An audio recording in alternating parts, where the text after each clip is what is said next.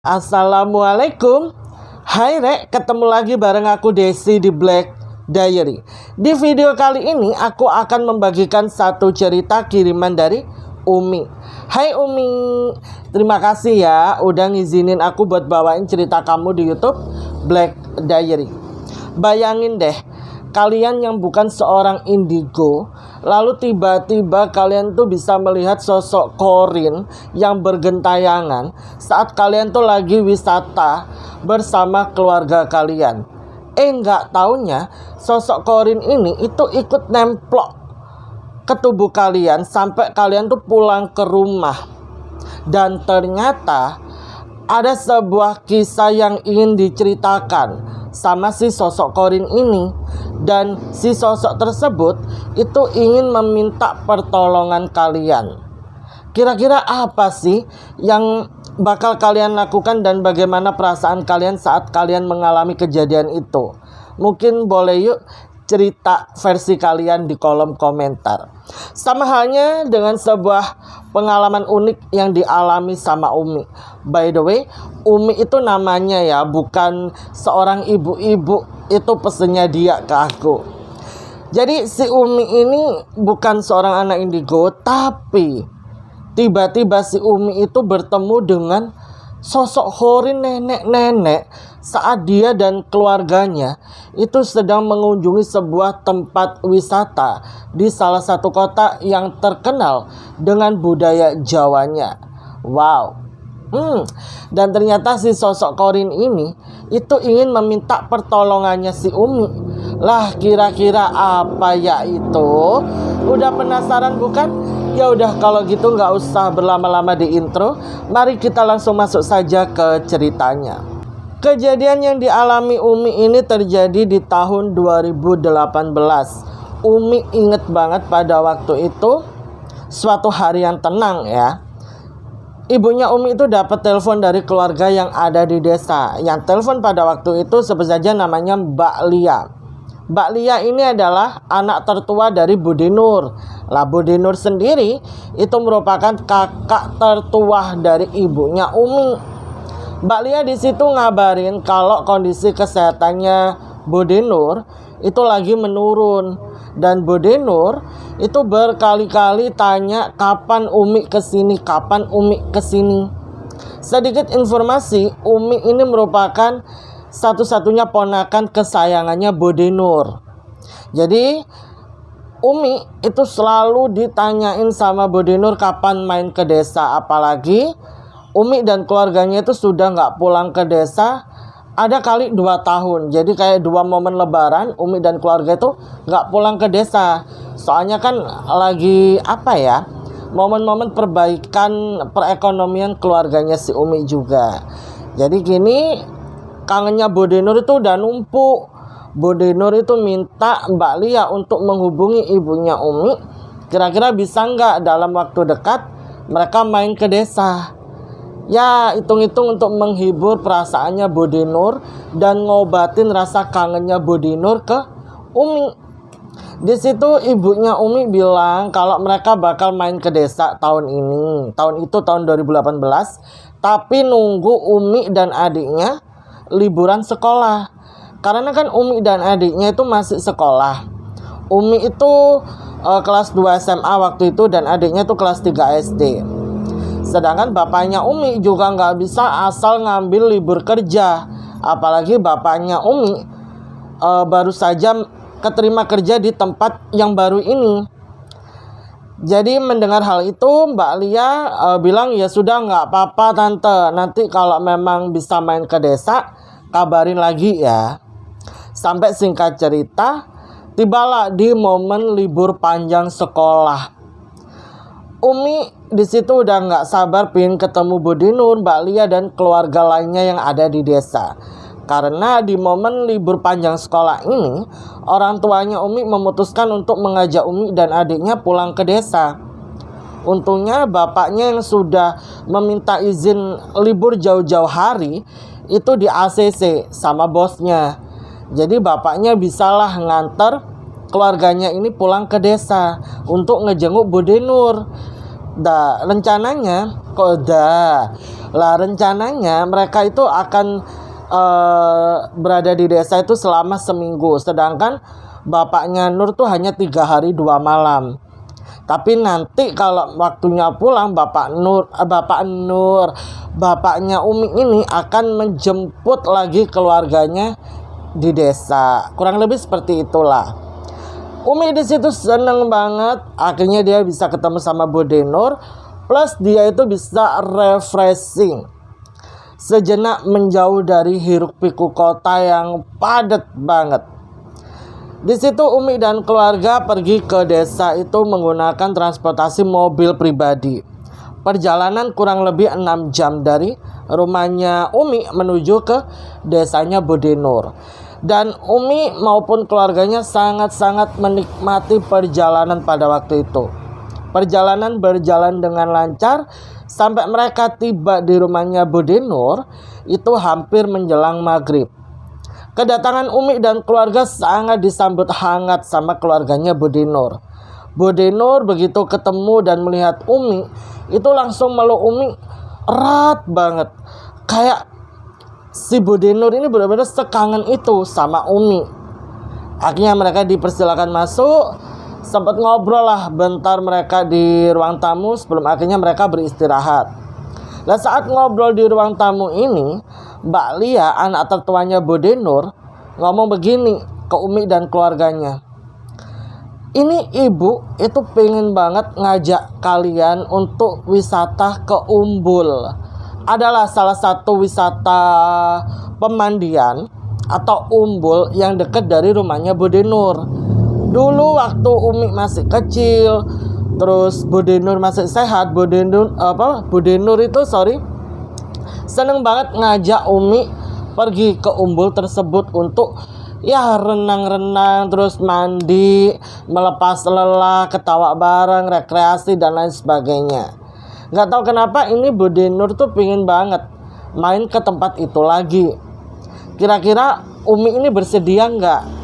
Mendengar hal itu, Umi semangat karena Umi juga udah kangen main air di Umbul tersebut. By the way, Umbul itu semacam tempat pemandian yang airnya itu bersumber dari mata air. Mungkin informasinya bisa kalian searching sendiri di Google karena di sana jauh lebih lengkap. Lah, Umbul yang bakal mereka tuju itu adalah sebuah pemandian yang di dalamnya itu juga ada beberapa peninggalan prasejarah.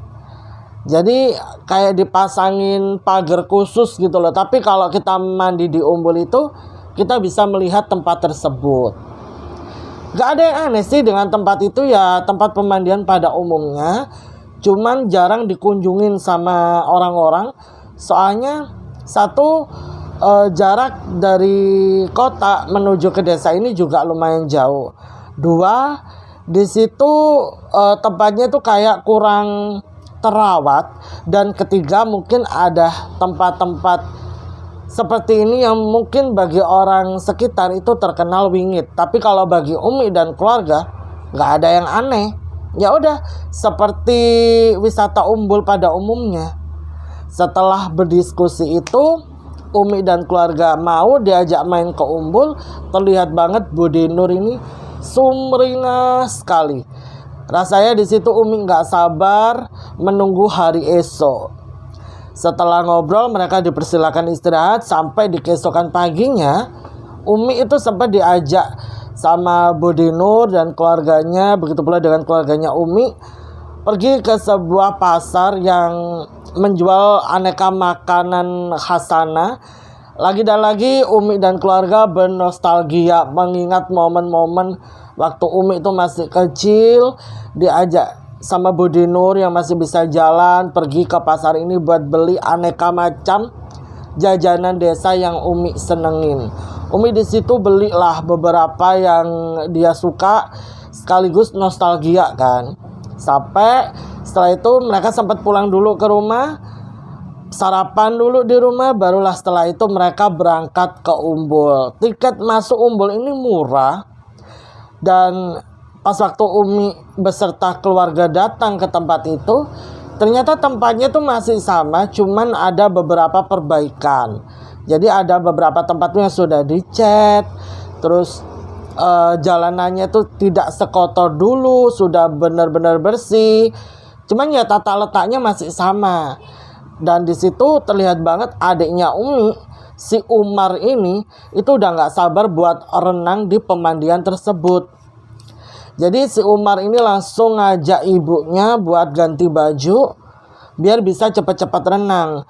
Sedangkan Umi itu memilih untuk duduk-duduk dulu lah di sebuah pendopo. Jadi di Umbul itu ada beberapa pendopo yang bisa dipakai wisatawan untuk istirahat.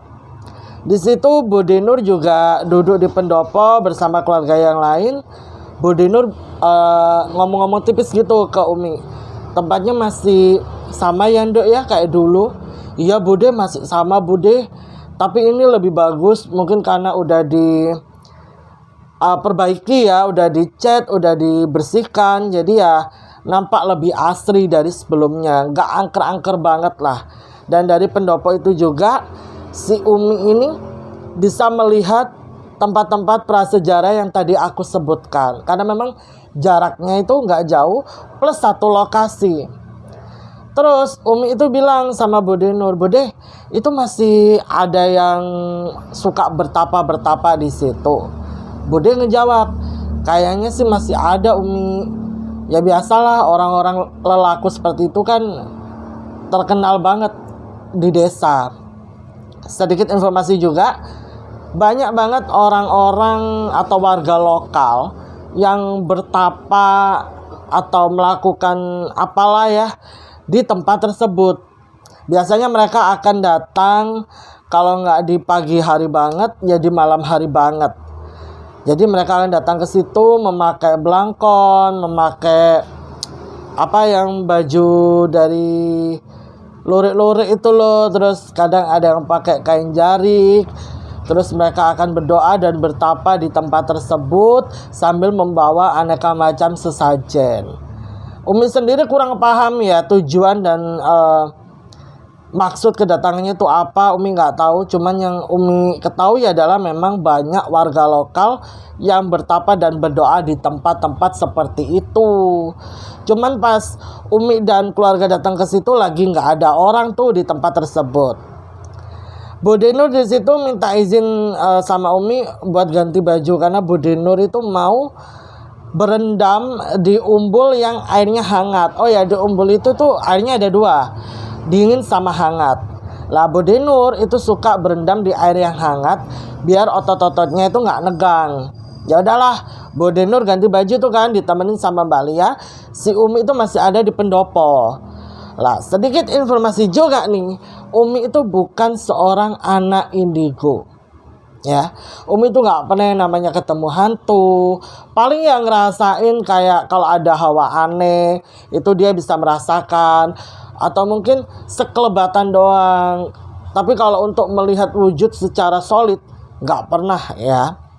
Dan Umi itu nggak pernah kayak mengalami gangguan-gangguan yang seintens kayak komunikasi atau badannya dipegang sama sosok makhluk tak kasat mata, itu nggak pernah sama sekali Umi alamin. Lah pas waktu itu Umi kan di pendopo sendirian tuh, dia kayak ada perasaan males banget mandi di umbul, padahal dia itu dari rumahnya Bude Nur pergi ke umbul semangat banget pengen main air. Sampai bapaknya itu tanya ke Umi, Mi katanya mau main air, kok tambah duduk-duduk doang di pendopo? Umi jawab, gak apa-apa deh Pak, kayak badan aku lagi gak fit. Umi mikirnya gitu. Ya mungkin karena badannya gak fit, makanya dia gak mood nih main air di umbul. Dia mutusin buat, udahlah aku duduk-duduk aja di pendopo sambil foto-foto dan jagain barangnya orang-orang. Ketika Umi habis foto-foto, terus mau Umi upload di Facebook ya kan, tiba-tiba itu kayak ada yang manggil nama dia dari arah pendopo belakangnya si Umi. Manggilnya tuh gini, Dok. Lah suara yang Umi dengar itu adalah suara seorang nenek-nenek. Suaranya hampir-hampir mirip kayak suaranya Budi Nur. Umi pikir itu suaranya Budi Nur, makanya dia noleh kan ke belakang. Iya Bude, ada apa? Pas noleh ke belakang, ternyata di belakangnya Umi itu nggak ada siapa-siapa. Apalagi Budi Nur nggak ada. Umi teringat Budi Nur manggil dia itu bukan Do, tapi Umi. Ya namanya si Umi. Terus yang manggil dia barusan ini siapa? Kalau bukan Budi Nur. Seketika di situ badannya Umi ini merinding dari atas sampai bawah. Umi awalnya ragu buat tetap stay di pendopo. Rasanya itu kayak pengen lari menghampiri keluarganya. Tapi di lain sisi badannya nggak tahu kenapa nih ya, tiba-tiba jadi lemes banget. Energinya tuh kayak berkurang drastis gitu loh. Kayak ada yang nyerap energinya. Itu yang dirasain sama Umi. Makanya akhirnya Umi mutusin buat rebahan lah di pendopo itu. Sesekali Umi ngelirik ke arah sebelah kirinya, kayak ada perasaan was-was gitu loh. Seolah-olah di sebelah kiri tuh ada seseorang yang mengamati dia dari kejauhan.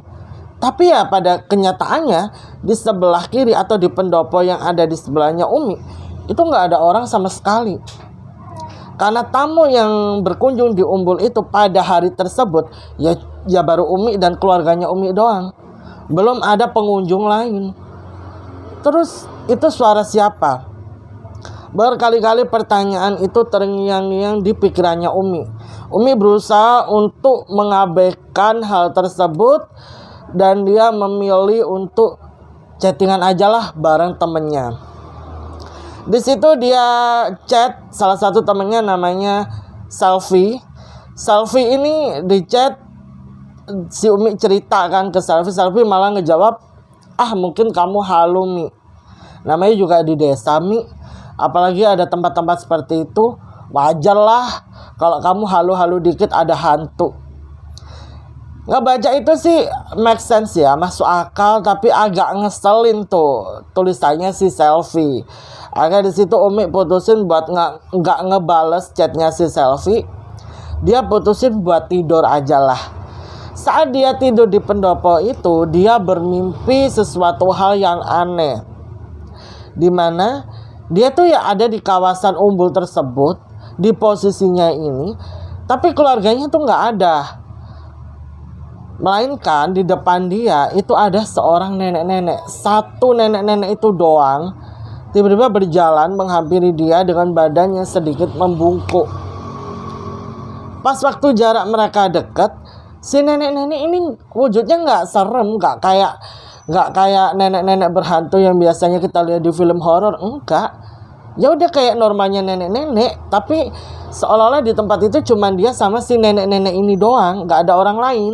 Itu loh yang buat Umi itu heran, kemana keluarganya? Karena di mimpi itu sepertinya Umi itu kayak sadar dia berada di tempat ini bareng keluarganya, tapi kok keluarganya nggak ada. Malah ada si nenek-nenek ini doang. Nah, di situ si nenek-nenek ini kan mendekat tuh ke arah Umi, ya kan? Jarak mereka udah deket, tiba-tiba Umi digandeng. Umi nurut-nurut aja tuh di mimpi, ya kan? Si nenek-nenek ini ngajak Umi jalan. Dimana si nenek ini itu memperkenalkan dirinya dengan nama Nenek Ida. Nenek Ida ini menceritakan banyak hal termasuk histori dari Umbul ini, terus histori dari tempat bersejarah yang satu lokasi dengan Umbul tersebut, asal-usul tempat ini dan lain sebagainya. Lambat laun Umi yang awalnya takut malah merasa tenang, nyaman gitu loh di sebelahnya si Nenek Ida itu. Sekalipun Umi nggak tahu Nenek Ida ini siapa, terus berasal dari mana, kok tahu semua tentang histori tempat ini. Ditambah neneknya Umi dari ibu maupun bapaknya Umi kan semuanya sudah meninggal. Jadi bertemu dengan Nenek Ida itu membuat Umi nostalgia saat dia masih ada neneknya. Soalnya neneknya tuh juga suka banget menceritakan tempat-tempat bersejarah seperti Nenek Ida. Makanya pas Nenek Ida cerita, si Umi ini merasa kayak enjoy aja gitu loh. Sampai nggak tahu kenapa si Nenek Ida itu berhenti di depan tempat bersejarah ini. Terlihat raut wajahnya Nenek Ida itu sedih. Beliau nunduk, ditanya dong sama Umi, "Nenek kenapa? Nenek kok sedih? Ada apa, Nek?" Nenek Ida di situ langsung ngajak Umi duduk di anak tangga pelataran dari tempat bersejarah ini. Jadi kalau mau masuk ke tempat itu, nih aku kasih gambarannya ya. Itu harus menaiki beberapa anak tangga, barulah di situ ketemu sama pagar tempat ini. Pagarnya tuh dari besi yang arang-arang ngono lho, Rek. Duduklah di situ mereka berdua. Si Nenek Ida cerita kalau beliau itu punya cucu. Cucunya itu lebih tua dari Umi, udah kerja. Ya dulu waktu cucunya masih SMP, masih sekolah, itu suka banget diajak ke tempat-tempat seperti ini. Salah satunya ya di Umbul ini. Dan Umbul ini adalah tempat wisata favorit cucunya. Sebut saja nama cucunya Mbak Siti. Mbak Siti itu suka banget dengan yang namanya wisata alam.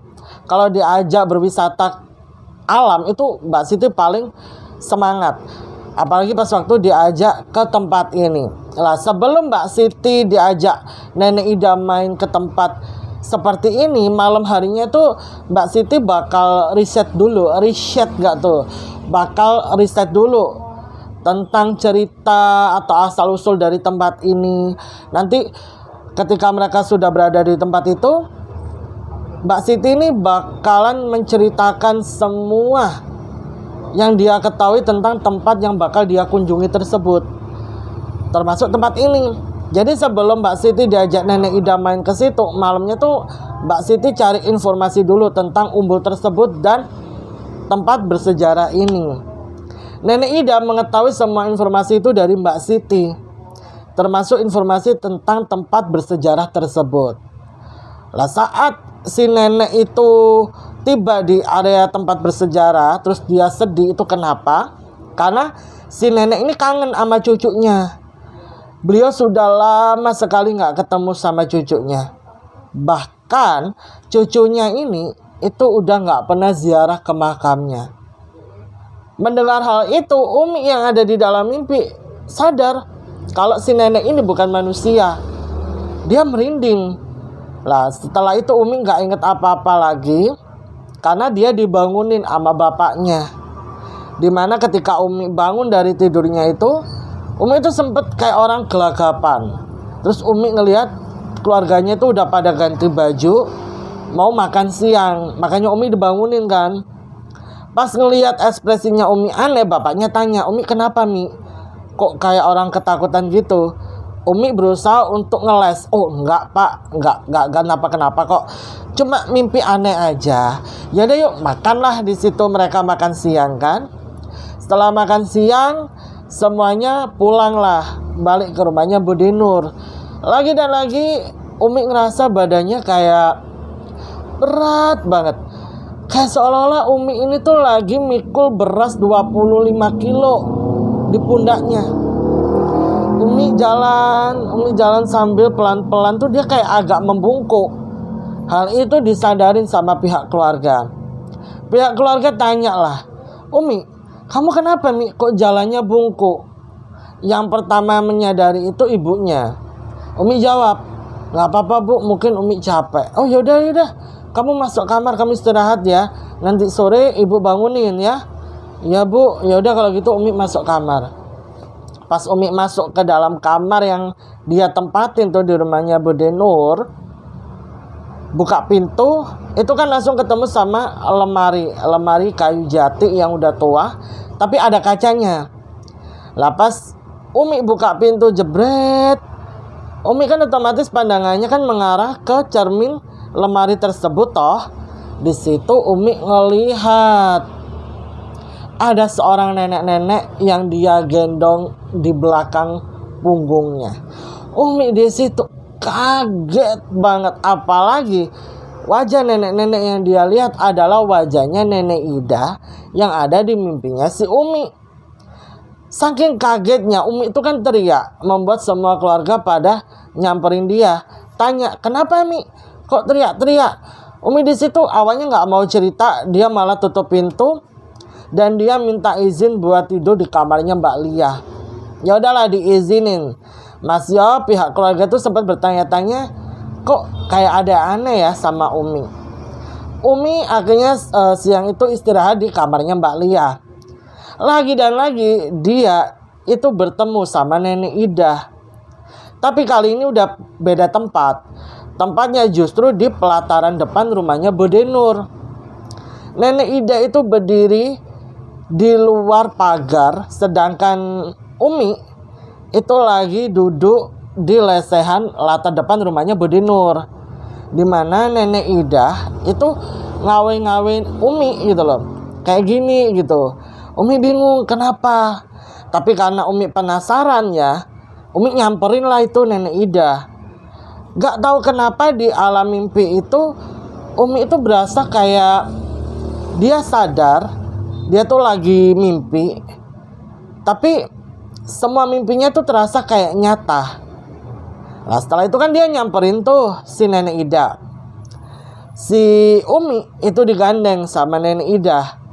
Di mimpinya itu dia berjalan kayak cepet banget. Dia bisa melewati satu kampung ke kampung lainnya itu dengan estimasi yang kayak bet gitu loh. Tiba-tiba dia itu berada di sebuah kampung atau desa atau dusun yang mungkin lokasinya agak lumayan jauh tuh dari rumahnya Bude Nur. Tapi kampung ini itu jauh lebih asri, jauh lebih pelosok dari kampung atau desanya Bude Nur. Umi itu agak awam ya dengan desa ini. Bahkan Umi sendiri bingung, ini desa namanya apa? Tapi di situ Umi bisa melihat masyarakatnya itu sangat ramah. Satu persatu orang itu pada nyapa Nenek Ida. Umi yang di sebelahnya Nenek Ida juga ikut gini, monggo, monggo, monggo. Sampai tibalah Umi dan Nenek Ida di sebuah rumah. Nenek Ida bilang kalau rumah ini adalah rumah beliau. Umi disuruh masuk, Umi masuk di situ. Umi masuk dan Nenek Ida di situ mempersilahkan Umi duduk di kursi ruang tamu. Pintu jendela semuanya dibuka sama Nenek Ida. Nenek Ida di situ menunjukkan foto demi foto yang terpajang di area ruang tamu, di mana Nenek Ida cerita kalau ini adalah foto dia bersama anak cucunya. Dan Nenek Ida juga menunjukkan satu foto seorang anak perempuan, dan Nenek Ida bilang ini yang namanya Siti. Siti sekarang ada di kota. Kemungkinan dia sudah menikah, karena setelah ibu bapaknya meninggal, Siti udah gak pernah lagi main ke desa. Nenek kangen banget sama Siti. Nenek pengen ketemu Siti. Apa Siti udah gak mau ya ketemu sama nenek? Bahkan ketika nenek meninggal dunia, Siti gak datang. Wah, gak dengar itu, jujur Umi yang awalnya takut jadi sedih lagi nih dia. Kayak ngerasa kasihan gitu loh. Seorang Nenek Ida yang sudah sepuh harus menghabiskan waktu tuanya, hari tuanya seorang diri di rumah tua yang ada di desa pelosok seperti ini. Sedangkan ibunya Mbak Siti itu merupakan anak satu-satunya Nenek Ida. Jadi Nenek Ida itu udah gak punya anak lagi. Anaknya udah meninggal saat terjadi kecelakaan. Nah, sejak itu Mbak Siti ini adalah anak sematawayang, cucu satu-satunya Nenek Ida. Tiba-tiba merantau ke kota, terus gak pernah balik lagi setelah kedua orang tuanya meninggal dunia. Kayak seolah-olah Mbak Siti ini gak pernah nganggap Nenek Ida. Jujur di situ Umi sedih, apalagi ketika ngelihat Nenek Ida nangis. Umi di situ menenangkan Nenek Ida, dan lagi Umi dibangunkan. Umi terbangun dari mimpinya, dan saat dia bangun, semua keluarga itu pada ngumpul di kamarnya Mbak Lia, ketakutan dan panik gitu loh ngelihat Umi. Umi tanya, kenapa nih kok semuanya ngeliatin dia kayak gitu? Katanya Mbak Lia, waktu itu Mbak Lia ini masuk ke kamar, mau ngambil baju ganti, ya kan, mau mandi sore. Umi ini tidurnya lama banget. Lah sesekali Umi itu aneh banget. Katanya kayak ketawa-ketawa sendiri, terus ketakutan. Tiba-tiba terakhir itu nangis. Dibangunin sama Mbak Lia nggak bangun-bangun. Makanya Mbak Lia manggil semua keluarga buat masuk ke kamarnya untuk bangunin Umi. Karena Umi itu bener-bener nangis tuh histeris. Dan pas Umi ngaca, matanya tuh udah sembab. Ditanya dong sama orang tuanya, "Kamu mimpi apa sih, Mi? Kok kayak ada yang aneh gitu loh sama kamu?" Umi di situ masih nggak mau cerita dulu ke keluarganya tentang apa yang dia alami, tentang kisahnya Nenek Ida juga. Umi memilih untuk bilang, "Nggak tahu Bu, aku nggak mimpi apa-apa tuh." "Lah terus kenapa kamu tiba-tiba nangis?" Gituin kan sama ibunya. "Aku sendiri nggak tahu." Oke, ya udahlah, karena udah sore Umi disuruh mandi. Mandilah si Umi, ya kan? Dan sejenak si Umi ini melupakan sosok Nenek Ida. Soalnya kan dia seru-seruan tuh bareng sepupu-sepupunya, bareng keluarganya. Sampai azan maghrib berkumandang, Umi, ibunya, bapaknya, dan keluarga yang lain melakukan sholat jamaah di rumah. Setelah sholat berjamaah itu, kan belum selesai tuh, keluarga masih ada zikir, masih ada doa bersama. Umi itu ngedengar ada yang manggil dia dari belakang. Dan Umi itu sholat di barisan paling akhir. Umi inget banget ini tuh kayak suaranya Nenek Ida. Tapi dia pengen kusyuk dulu nih berdoa, ya kan. Tapi gak tahu kenapa suara itu makin lama makin mengganggu dia. Dia yang awalnya mencoba mengabaikan, tiba-tiba menoleh ke belakang itu setelah mukenahnya itu ditarik dari belakang. Sampai dia tuh hampir terjungkal ke belakang gitu loh. Barulah dia noleh, dan benar aja di luar pintu rumahnya Bude Nur itu sudah berdiri Nenek Ida. Umi yang melihat sosok Nenek Ida di situ kaget banget. Seketika Umi teriak, dia langsung peluk salah satu sepupunya yang ada di sebelahnya. Ditanya dong sama orang-orang, "Kenapa Mi? Kenapa Mi?" Barulah di situ Umi cerita tentang apa yang dia alami saat dia berada di Umbul itu sampai dia pulang ke rumahnya Bude Nur. Mendengar ceritanya Umi, orang tuanya Umi khawatir. Begitu pula dengan keluarga besar juga khawatir. Takutnya ada apa-apa nih sama Umi. Umi di situ akhirnya dikasih air yang sudah dibacakan doa sama suaminya Bude Nur. Setelah minum air itu, Umi merasa tubuhnya ini agak tenangan, hatinya agak tenangan, dan dia nggak segelisah sebelumnya. Tapi dia tetap kepikiran maksud dan tujuannya Nenek Ida ini. Kenapa kok ngikutin dia sampai ke rumah, terus kenapa juga selalu muncul di mimpinya. Kalau menurut pendapat keluarga itu semuanya pada bilang kemungkinan Nenek Ida ini saat melihat Umi itu seperti melihat cucunya. Lah Nenek Ida itu hanya sebatas cerita. Tapi kalau versinya Umi, nggak tahu kenapa Umi itu merasa bahwa bukan hanya itu aja deh. Seperti ada tujuan lain yang ingin Nenek Ida sampaikan ke Umi, terus ingin Umi lakukan gitu loh. Maksudnya kayak Nenek Ida tuh mau nyuruh sesuatu gitu loh ke Umi. Tapi karena interaksi mereka belum selesai, Umi belum paham, belum tahu juga, makanya belum terungkap apa sih yang menjadi kemauannya Nenek Ida. Hingga setelah itu mereka makan malam bersama. Selesai makan malam, keluarga ini masih bercengkrama, masih ngobrol. Dan besokannya bapaknya Umi ini kan harus balik ke kota, harus kerja. Jadi di situ bapaknya Umi itu tidur agak awal, akhirnya disusun nih satu persatu dengan keluarga yang lain. Umi yang masih belum bisa tidur akhirnya mutusin nonton TV bareng beberapa sepupunya ya sambil cerita-cerita. Mereka di situ nonton tayangan sinetron. Nggak tahu kenapa satu persatu sepupu-sepupunya ini pada ketiduran di situ. Tersisalah Umi. Umi nonton TV sendiri, lampunya tuh menyala, nggak dimatiin memang sengaja sama Bu Denur biar si Umi dan sepupu-sepupunya ini nggak takut.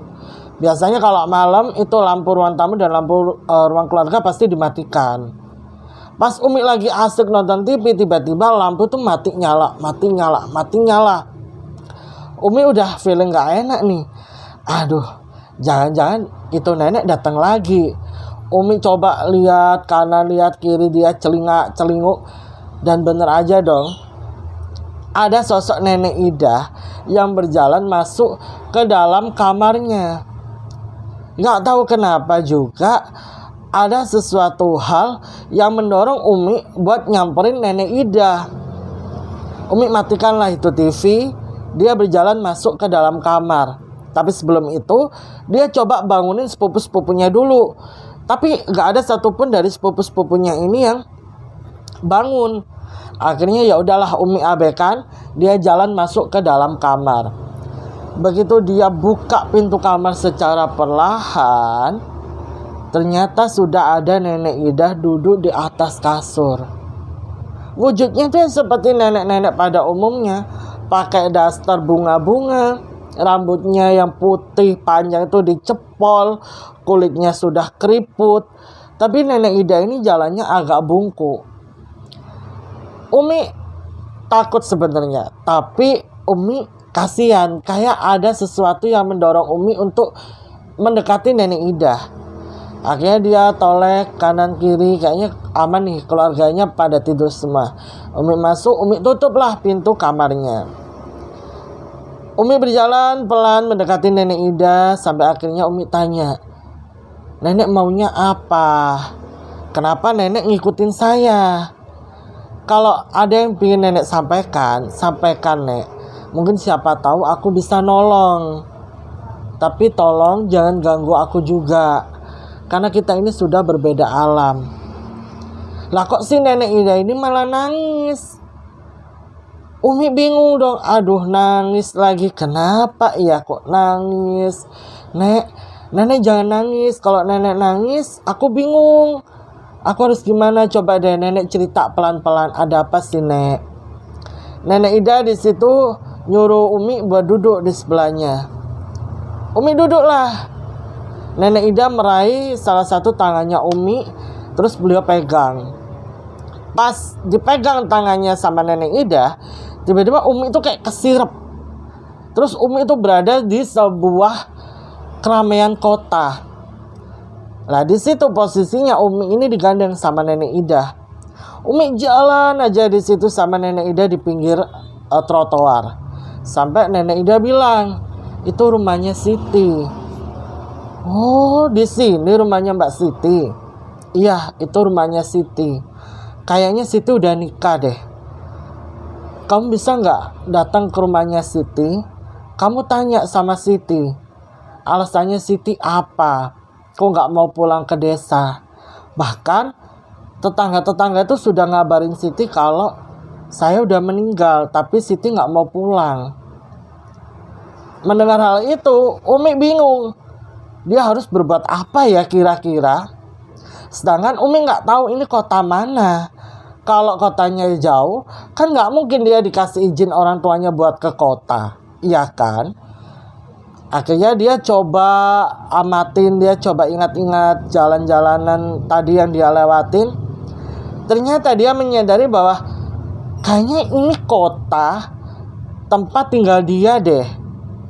Mungkin rumahnya Mbak Siti ini satu kota sama dia, gak jauh dari rumahnya. Dia tinggal cari pelang jalan yang menandai area ini. Ini jalan apa gitu loh. Di situ Umi bilang, "Umi bantu ya Nek ya, tapi nggak dalam waktu dekat. Nanti kalau Umi berhasil ngomong sama Mbak Siti, nanti Umi sampaikan deh ke Mbak Siti kalau nenek kangen. Nanti Umi juga akan nyuruh Mbak Siti buat pulang ke desa, ziarah ke makam nenek. Tapi Umi harus cari tahu dulu ini rumahnya Mbak Siti ada di mana. Soalnya Umi nggak tahu Nek, ini kita ada di mana." Nenek Ida di situ hanya ngangguk aja gitu. Lah kok tiba-tiba Umi itu terbangun lagi dan dia lagi itu terbangun dengan penampakan keluarganya itu pada mandangin dia aneh, kayak khawatir gitu. Ditanya dong sama keluarganya, "Umi, kamu kenapa lagi sih, Mi? Kenapa sih? Aku kenapa sih, Bu? Pak, kenapa?" Lah, sepupunya kan bilang, "Lah kan tadi kamu sama kami. Kok tiba-tiba kamu ninggalin kami? Kamu tidur di kamar. Pas udah di kamar juga, kamu kedengeran kayak ngomong-ngomong sendiri loh, Mi. Pas aku cek kamu tidur, makanya aku bangunin orang tua kamu. Aku bangunin semuanya. Kamu kenapa sih, Mi?" Akhirnya di situ Umi ceritalah. Jadi gini, aku dimimpiin lagi sama nenek-nenek itu, namanya Nenek Ida. Nenek Ida ngasih tahu rumahnya cucunya. Dia minta tolong aku buat ngasih tahu cucunya biar pulang ke desa. Mendengar hal itu, orang tuanya Umi merasa aneh. Karena kan Umi nggak pernah tuh mengalami kejadian-kejadian kayak gini. Baru kali itu. Sampai mereka tuh mempertanyakan, "Bener nggak sih, Mi?" "Ya Allah, ngapain juga, Bu, Pak, aku bohong. Ini tuh amanah loh." Nah, di situ Umi itu sempat ngelihat nama jalan. Umi tanya ke bapak sama ibunya, "Pak, Bu, di kota tempat tinggal kita ada nggak sih nama jalan ini?" Bapaknya di situ mikir, "Kok kayak pernah dengar ya, Mi, ya, di mana ya?" Bentar, bapak ingat-ingat dulu. Nggak taunya jalan itu deket banget dari kantor baru tempat kerja bapaknya si Umi. Bapaknya Umi bilang begini, "Lah, itu deket tuh sama kantornya bapak. Kalau bapak nggak salah ya, coba deh besok pas bapak pulang, bapak fotoin ya. Sama nggak nama jalannya kayak yang ada di mimpi kamu itu?" "Oh, boleh Pak," digituin sama Umi. Sampai akhirnya di situ Umi diminta tidur bareng sama Mbak Lia. Soalnya keluarga khawatir banget kalau Umi harus tidur sendiri. Lah anehnya setelah itu si Umi ini itu nggak pernah mimpiin Nenek Ida. Sampai Umi bangun tuh Umi bertanya-tanya, "Kok tumben ya Nenek Ida ini nggak mimpiin aku?" Biasanya Umi yang takut disamperin Nenek Ida, kini malah kangen, malah nungguin gitu loh. Tapi di lain sisi Umi bersyukur kemungkinan yang menjadi keinginannya Nenek Ida ini sudah tersampaikan, sehingga Nenek Ida sudah tidak perlu lagi ngikutin dia. Dan dia juga ngerasa badannya enteng banget, nggak berat kayak sebelumnya. Ya artinya Nenek Ida udah mungkin ya nggak ngikutin dia lagi. Di situ bapaknya pamit untuk balik ke kota karena kan harus kerja tuh. Umi, ibunya dan adiknya itu masih ada di desa. Sambil nunggu kabar dari bapaknya untuk memastikan tuh nama jalan beneran apa enggak, sore hari sekitaran jam 4, bapaknya tuh ngechat ke Umi, "Mi, ini nih nama jalannya." Umi di situ kaget. Lokasinya tuh mirip banget dengan apa yang ada di mimpinya Umi kemarin malam gitu loh. "Loh, iya Pak, bener Pak, bener ini. Nomor berapa, Mi?" "Aduh Pak, aku lupa, aku nggak lihat nomornya. Pokoknya rumahnya itu di depannya ada taman, pagernya itu dari besi warna putih, terus ada tembok juga." Lah, yang menjadi ciri khas adalah di depan rumah itu kayak ada patung hewan kecil-kecil, Pak. Kayak ditaruh di pekarangan depan rumah itu, Pak. Coba deh Bapak cari gitu. Dicarilah sama bapaknya Umi, ya kan. Sampai singkat cerita ketemulah sama satu rumah nomor 18. Rumah ini itu persis banget deskripsinya dengan yang disampaikan sama Umi. Umi di situ langsung telepon bapaknya. Umi minta tolong sama bapaknya untuk nyari tahu bener nggak di situ ada yang namanya Mbak Siti. Kalau memang benar di situ ada yang namanya Mbak Siti, Umi titip pesan buat ngasih tahu Mbak Siti biar pulang ke desa. Soalnya Nenek Ida kangen. Bapaknya di situ kan bingung nih ngejelasinnya. Soalnya kan yang tahu Umi. Bapaknya bilang, "Yaudah kalau gitu jangan tutup telepon, nanti kamu aja yang ngomong sama si Mbak Siti itu." "Oh, oke, Pak." Bapaknya di situ langsung turun dari mobil, terus ngetuk pagar rumah itu. Keluarlah seorang mbak-mbak. berusia sekitar 28-30 tahun. Ditanya lah bapaknya Umi ini, "Iya Pak, cari siapa Pak?" gitu. "Mbak, oh benar ini rumahnya Mbak Siti." "Oh iya benar Pak, saya sendiri." "Ada apa ya Mbak?" "Mbak, ada apa ya Mbak? Ada apa ya Pak?" gitu. Sorry. Terus bapaknya Umi bilang begini, "Gini Mbak, ini anak saya mau ngomong Mbak sama Mbak, boleh?" "Soal apa ya Pak?"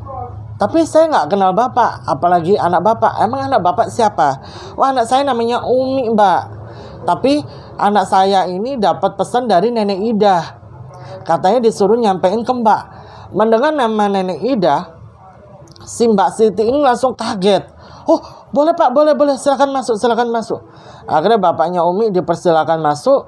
Di situ ada suaminya Mbak Siti juga. Dan ada anaknya Mbak Siti yang masih kecil, masih umur 1,5 tahun. Di ruang tamu itu, bapaknya Umi ngasih handphonenya ke Mbak Siti. Umi sendirilah yang ngomong ke Mbak Siti. Mendengar apa yang disampaikan Umi, Mbak Siti itu nangis sejadi-jadinya. Mbak Siti merasa bersalah, tapi ternyata ada cerita lain versinya Mbak Siti. Habis ngobrol sama Umi, handphonenya kan dimatiin tuh, ya kan? Mbak Siti di situ mengucapkan terima kasih sama Umi dan bapaknya Umi beserta keluarganya Umi atas pesan ini. Memang Mbak Siti itu masih belum siap pulang ke desa, apalagi main ke rumahnya Nenek Ida. Soalnya ada perasaan marah di hatinya Mbak Siti terhadap Nenek Ida.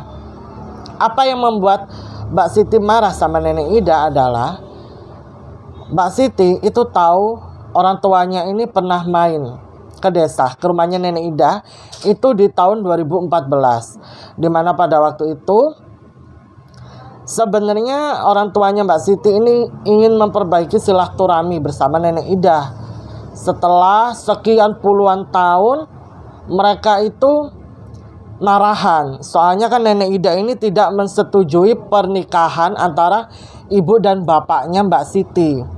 Sampai ibu bapaknya Mbak Siti ini kawin lari, terus hamil Mbak Siti lahir ke dunia. Nenek Ida itu masih belum menerima kehadiran mereka. Lah pada waktu itu ibunya Mbak Siti ini kangen banget sama Nenek Ida. Mereka mutusin untuk silaturahmi lah ke desa. Ternyata di situ Nenek Ida masih marah-marah sama orang tuanya Mbak Siti. Waktu itu posisinya Mbak Siti ini lagi kerja, makanya nggak bisa ikut orang tuanya pulang ke desa. Nggak taunya orang tuanya yang tidak mendapat sambutan baik dari Nenek Ida itu kecewa.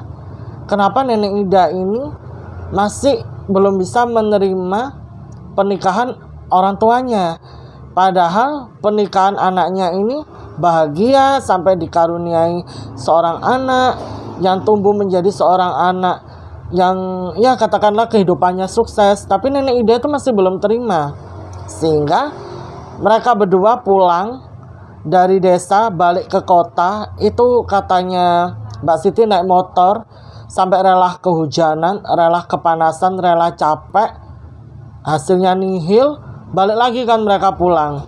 Mungkin karena mereka kelelahan, ditambah waktu itu hujan rintik-rintik, mereka nggak fokus nyetir. Bapaknya Mbak Siti ini nggak fokus nyetir, akhirnya keluar jalur dan ditabrak truk dari arah berlawanan. Dari kejadian itu keduanya, orang tuanya Mbak Siti ini dua-duanya meninggal dunia di tempat kejadian. Sejak itu Mbak Siti merasa marah banget sama Nenek Ida, menganggap bahwa Nenek Ida ini tuh jahat gitu loh, dan penyebab kedua orang tuanya meninggal dunia. Dan dari situ juga Mbak Siti nggak maulah pulang ke desa buat nengokin Nenek Ida, karena dia ingat banget pernah dibawa ke desa, tapi Nenek Ida malah ngusir dia dan orang tuanya. Dari situ aja Mbak Siti awalnya udah males banget tuh pulang ke desa, sampai Mbak Siti itu akhirnya menikah. Dan itu memang nggak ngasih tahu Nenek Ida, cuma ngasih tahu beberapa sepupu ibunya. Lah terus pas Mbak Siti menikah, Habis itu Mbak Siti masih sibuk. Tahun 2016 Mbak Siti itu dikabarin kalau Nenek Ida meninggal dunia. Di situ Mbak Siti nggak mau pulang ke desa. Mbak Siti hanya mentransfer uang untuk biaya tahlilan Nenek Ida. Tapi Mbak Siti nggak mau hadir karena Mbak Siti masih marah gitu loh dengan Nenek Ida. Sampai kejadian ini terjadi menimpa Umi ya kan di tahun 2018. Dan selama itu juga Mbak Siti ini masih memendam rasa kecewa, amarah terhadap Nenek Ida. Tapi setelah mendengar cerita Umi, hatinya Mbak Siti ini luluh. Mbak Siti merasa bahwa mungkin Nenek Ida ini masih belum bisa tenang di alamnya karena ada rasa bersalah terhadap Mbak Siti. Makanya Mbak Siti setelah mendengar ceritanya Umi, dalam waktu dekat rencananya dia mau main ke desa, ziarah ke makamnya Nenek Ida, dan berusaha memaafkan apa yang pernah Nenek Ida lakukan terhadap dia dan kedua orang tuanya. Mendengar ceritanya Mbak Siti, bapaknya Umi itu merasa ada yang aneh. Kok di mimpinya Umi, Nenek Ida ini cerita kalau cucunya itu seneng menceritakan tentang tempat-tempat yang bakal mereka kunjungi. Terus cucunya ini bakal riset dulu informasi, kayak berbanding terbalik gitu loh dengan fakta yang disampaikan sama Mbak Siti. Plot twistnya adalah Mbak Siti bilang nggak tahu karena dia dan Nenek Ida tuh nggak pernah wisata ke tempat-tempat seperti yang diceritakan Nenek Ida di mimpinya Umi. Justru kedatangan dia ke sana itu malah mengalami penolakan dari Nenek Ida. Tapi yang Mbak Siti dengar setelah kedua orang tuanya Mbak Siti meninggal dunia di kecelakaan tersebut, Nenek Ida kan tahu ya. Lah setelah itu kondisi mentalnya Nenek Ida ini jadi terganggu. Alias gini, lah kemungkinan itu adalah bentuk dari halusinasinya Nenek Ida akan rasa bersalahnya terhadap cucu dan anaknya. Sehingga dia menciptakan imajinasi seperti itu, membuat seolah-olah dia itu dekat banget sama cucunya. Awal-awal sih Mbak Siti itu kasihan ya ketika Nenek Ida mengalami kondisi psikis seperti itu. Tapi Mbak Siti itu juga nggak bisa memungkiri ketika hatinya itu sakit banget saat dia mengingat waktu dia datang ke sana, dia malah dimaki-maki sama Nenek Ida, diusir dengan cara tidak sopan di hadapan banyak orang. Makanya sampai Nenek Ida meninggal dunia itu Mbak Siti gak mau pulang ke desa. Soalnya ya itu tadi loh, hatinya masih sakit banget mengingat semua kejadian demi kejadian yang pernah dilakukan Nenek Ida terhadap dia dan kedua orang tuanya. Tapi setelah dinasehatin sama bapaknya Umi, mendengar ceritanya Umi, Mbak Siti langsung bilang, insya Allah nanti kalau ada waktu saya bakal main ke desa, saya bakal ziarah ke makam nenek, dan saya akan berusaha memaafkan nenek sekalipun apa yang pernah terjadi itu mungkin sulit buat saya untuk melupakan semuanya. Tapi untuk kebaikan nenek, biar nenek nggak bergentayangan lagi, insya Allah saya ikhlas memaafkan nenek. Di situ bapaknya Umi merasa terharu ya mendengar pernyataannya Mbak Siti, dan setelah ngobrol sama Mbak Siti, bapaknya Umi pamit lah. Di situ bapaknya Umi ngabarin kalau ini Mbak Siti katanya dalam waktu dekat mau ziarah ke desa, cuman nggak tahu kapan, soalnya Mbak Siti sama suaminya juga masih sibuk kerja, anaknya ini belum ada yang bisa dipasrahin. Sekitaran 3-4 bulan berlalu, Umi ini kan udah nggak pernah disamperin Nenek Ida lagi tuh, nggak pernah dimimpiin juga. Tiba-tiba Umi itu ceritanya lagi tidur siang, dia tiba-tiba seharian tuh nggak enak badan, dia nggak masuk sekolah, dia tidur siang kan. Tidurlah dia, lah di tidur siang itu dia mimpi disamperin lagi sama Nenek Ida. Nenek Ida kali ini tampilannya tuh lebih ceria dari sebelumnya, dan Nenek Ida nggak ngomong apa-apa, nggak ngomong panjang lebar, cuma ngomong begini doang. Dok, makasih ya sudah bantu nenek ketemu sama Siti. Nenek pergi dulu ya. Ya udahlah, Nenek Ida itu tiba-tiba pergi ke arah jalan yang terang banget. Nah setelah itu entah kenapa si Umi ini jadi sedih, merasa kayak kehilangan nenek untuk kesekian kalinya. Umi bangun, Umi sadar kalau dia tadi cuma mimpi, tapi Umi itu nangisnya sampai ke bawah di dunia nyata. Dia langsung keluar kamar, dia cari ibunya, dia nangis di pelukan ibunya. Dia cerita kalau Nenek Ida udah pergi bu, Nenek Ida udah pergi, tenang, udah nggak nangis lagi, udah nggak sedih lagi, kayaknya Mbak Siti udah pulang ke desa. Ibunya Umi bilang begini, ya alhamdulillah kalau hubungan Mbak Siti dan almarhumah Nenek Ida sudah membaik, artinya kamu sudah berhasil mendamaikan dua orang yang sempat berselisih ini. Dan kita doakan saja Nenek Ida agar Nenek Ida benar-benar tenang di alamnya, diampuni dosanya, diringankan azab kuburnya.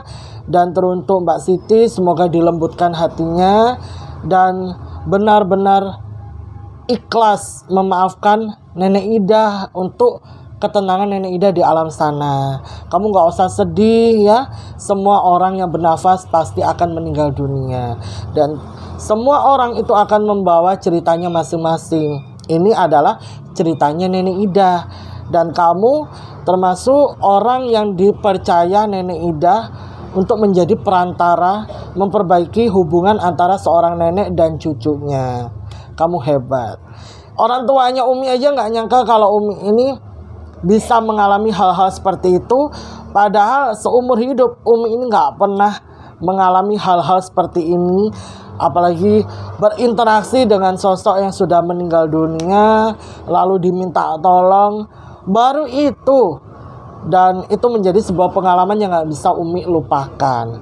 Apakah setelah itu Umi berinteraksi dengan sosok-sosok tak kasat mata? Enggak. Ya mungkin itu sebuah kebetulan aja. Dan mungkin juga ketika melihat Umi, si sosok Hori Nenek Ida ini teringat dengan cucunya, makanya memilih Umi untuk menceritakan semuanya dan meminta bantuan sama Umi. Aduh, itu tadi cerita yang dibagikan sama Umi. Menurut kalian gimana? Tulis aja pendapat kalian di kolom komentar. Sekali lagi terima kasih banyak ya Umi. Cerita kamu bagus banget. Aku sendiri bisa merasakan apa yang dirasakan kamu, dirasakan Nenek Ida, dirasakan Mbak Siti maupun dirasakan keluargamu. Pasti itu apa ya, kompleks sekali gitu loh. Sedih iya, bingung iya, serem iya, agak gregetan juga iya, ya kan? Coba deh menurut kalian gimana ceritanya Umi? Komen aja di kolom komentar. Teruntuk Umi, terima kasih banyak ya Umi. Jadi cerita Umi aku akhiri dulu sampai di sini. Buat kalian yang belum support aku, ayo klik tombol subscribe yang ada di bawah. Jangan lupa nyalakan lonceng notifikasi biar kalian gak ketinggalan informasi saat aku upload video baru. Buat kalian yang mau kirim cerita atau berbagi pengalaman, cek aja kolom deskripsi yang ada di bawah. Terus sertakan pendapat kalian dan sapa aku di kolom komentar, karena sapaan ataupun doa-doa dari kalian adalah semangat buat aku untuk selalu upload video menemani hari-hari kalian. Jangan lupa like dan share sebanyak-banyaknya biar yang lain juga ikutan nonton. Aku Desi pamit undur diri dulu. Terima kasih yang sudah menonton. Sampai bertemu di video selanjutnya. Assalamualaikum warahmatullahi wabarakatuh. Bye-bye.